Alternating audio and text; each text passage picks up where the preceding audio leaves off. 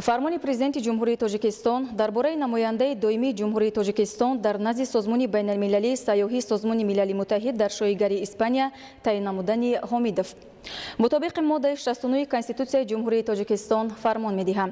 сафири фавқулода ва мухтори ҷумҳурии тоҷикистон дар Конфедератсияи Швейтсария Ҳомидов Ҷамшед Тағоевич ҳамзамон намояндаи доимии ҷумҳурии тоҷикистон дар назди созмони байналмилалии сайёҳии созмони милали муттаҳид дар шоигари Испания таъин карда шавад. Президенти ҷумҳурии тоҷикистон Эмомалӣ Раҳмон шаҳри Душанбе 14 майи соли 2019 фармони президенти ҷумҳурии тоҷикистон дар бораи намояндаи доимии ҷумҳурии тоҷикистон дар назди созмони ҳамкории иқтисодӣ таъин намудани Зоҳидӣ.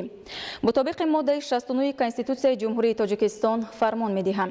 сафири фавқулода ва мухтори ҷумҳурии тоҷикистон дар ҷумҳурии исломии Эрон Зоҳидӣ Низомиддин Шамсиддинзода ҳамзамон намояндаи доимии ҷумҳурии тоҷикистон дар назди созмони ҳамкории иқтисодӣ таъин карда шавад. Президенти ҷумҳурии тоҷикистон Эмомалӣ Раҳмон шаҳри Душанбе 14 майи соли 2019 қарори ҳукумати ҷумҳурии тоҷикистон аз 14 майи соли 2019 дар бораи аз вазифаи муовини вазири нақлиёти ҷумҳурии тоҷикистон озод намудани Ганҷалзода. ҳукумати ҷумҳурии тоҷикистон қарор мекунад Ганҷалзода Шералӣ Раҳмон бо сабаби ба кори дигар гузаштанаш аз вазифаи муовини вазири нақлиёти ҷумҳурии тоҷикистон озод карда шавад. раиси ҳукумати ҷумҳурии тоҷикистон Эмомалӣ Раҳмон. қарори ҳукумати ҷумҳурии тоҷикистон аз 14 майи соли 2019 дар бораи аз вазифаи муовини раиси кумитаи андози назди ҳукумати ҷумҳурии тоҷикистон озод намудани Юсуфӣ. ҳукумати ҷумҳурии тоҷикистон қарор мекунад Юсуфӣ Пулоҷон Султон бо сабаби ба кори дигар гузаштанаш аз вазифаи муовини раиси кумитаи андози назди ҳукумати ҷумҳурии тоҷикистон озод карда шавад. раиси ҳукумати ҷумҳурии тоҷикистон Эмомалӣ Раҳмон.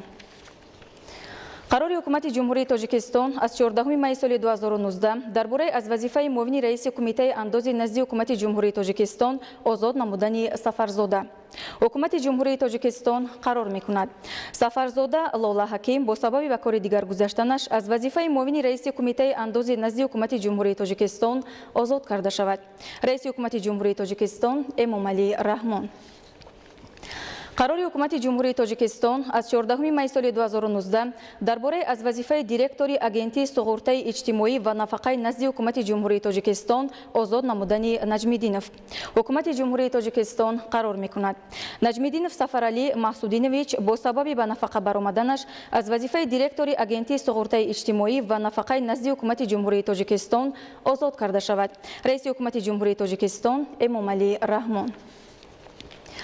қарори ҳукумати ҷумҳурии тоҷикистон аз 14 майи соли 2019 дар бораи аз вазифаи муовини якуми директори агентии суғуртаи иҷтимоӣ ва нафақаи назди ҳукумати ҷумҳурии тоҷикистон озод намудани Одиназода. ҳукумати ҷумҳурии тоҷикистон қарор мекунад Одиназода Назокат Хайрулло бо сабаби ба кори дигар гузаштанаш аз вазифаи муовини якуми директори агентии суғуртаи иҷтимоӣ ва нафақаи назди ҳукумати ҷумҳурии тоҷикистон озод карда шавад. раиси ҳукумати ҷумҳурии тоҷикистон Эмомалӣ Раҳмон. қарори ҳукумати ҷумҳурии тоҷикистон аз 14 майи соли 2019 дар бораи аз вазифаи муовини директори агентии суғуртаи иҷтимоӣ ва нафақаи назди ҳукумати ҷумҳурии тоҷикистон озод намудани Шарифзода.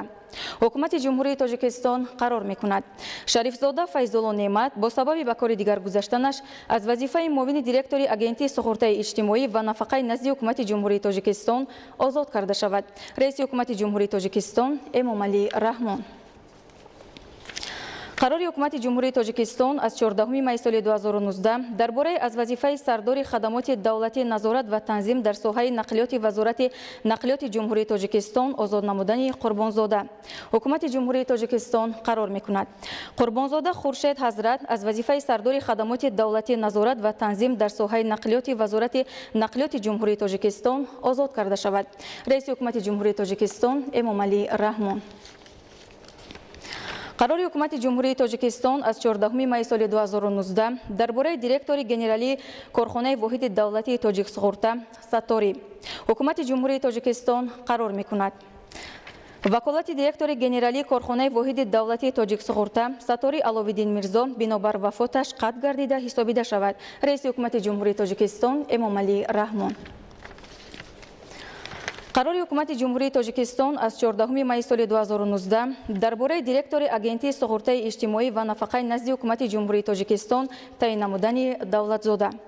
حکومت جمهوری تاجیکستان قرار می‌کند دولتزاده دلمراد اشوربک دیرکتور اگنتی سقورت اجتماعی و نفقه نزد حکومت جمهوری تاجیکستان تعیین کرده شود. رئیس حکومت جمهوری تاجیکستان امامعلی رحمان. قرار حکومت جمهوری تاجیکستان از 14 می سال 2019 درباره سردار خدمات دولتی نظارت و تنظیم در ساحه نقلیات وزارت نقلیات جمهوری تاجیکستان تعیین نمودن گنجالزاده حکومت جمهوری تاجیکستان قرار می‌کند. گنجالزاده شیرعلی رحمان سردار خدمات دولتی نظارت و تنظیم در ساحه نقلیات وزارت نقلیات جمهوری تاجیکستان تعیین کرده شود. رئیس حکومت جمهوری تاجیکستان امامعلی رحمان. قرار حکومت جمهوری تاجیکستان از 14 می سال 2019 درباره دیرکتور گنرالی کارخانه واحد دولتی تاجیک سقورتا تعیین نمودن مقصودزاده حکومت جمهوری تاجیکستان قرار می‌کند. مقصودزاده شهره دیرکتور گنرالی کارخانه واحد دولتی تاجیک سقورتا تعیین کرده شود. رئیس حکومت جمهوری تاجیکستان امامعلی رحمان. امر پرزیدنت جمهوری تاجیکستان با نور محمدزاده جمشید رئیس بانک ملی تاجیکستان، نورعلیف جمالالدین کمالویچ معاون یکم رئیس بانک ملی تاجیکستان، مشربزاده حمیدالله محمدالله معاون رئیس بانک ملی تاجیکستان، سمینова لولا جمعیونا معاون رئیس بانک ملی تاجیکستان بنابر به طور دخلدار اجرا نکردن وظیفه‌های خدمتیشان تنبیه داده شود. پرزیدنت جمهوری تاجیکستان امامعلی رحمان شهر دوشنبه 14 می سال 2019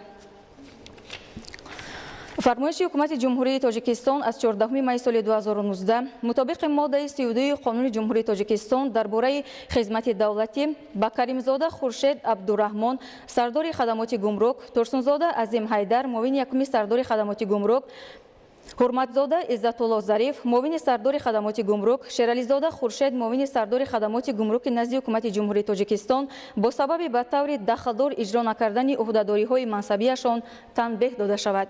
رئیس حکومت جمهوری تاجیکستان امامعلی رحمان.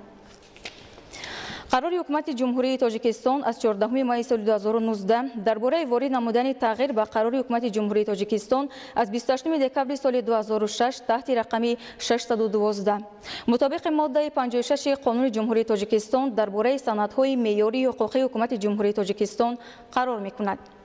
از ساختار دستگاه مرکزی خدمات گمرک نزد حکومت جمهوری تاجیکستان که با قرار حکومت جمهوری تاجیکستان از 28 دکمبر سال 2006 تحت رقم 612 درباره خدمات گمرک نزد حکومت جمهوری تاجیکستان تصدیق شده است، سرخط 14 ریاست امنیت داخلی خارج کرده شود. رئیس حکومت جمهوری تاجیکستان امامعلی رحمان.